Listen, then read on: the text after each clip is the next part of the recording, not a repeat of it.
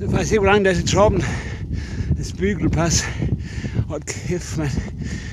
Mine ben er færdige. Der kunne muligt være langt. Der kunne muligt være 5 kilometer. Den er ned. En fed udsigt. Ud over bjergene. Nu flader den lidt ud. Det er dejligt.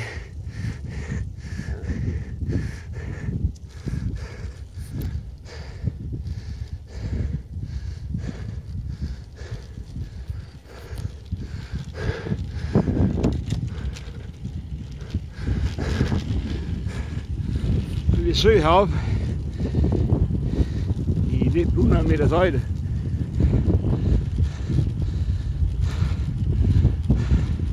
Nu går det snart nedad. Det bliver dejligt. Skal den have en ordentlig losing nedad. Vi ses.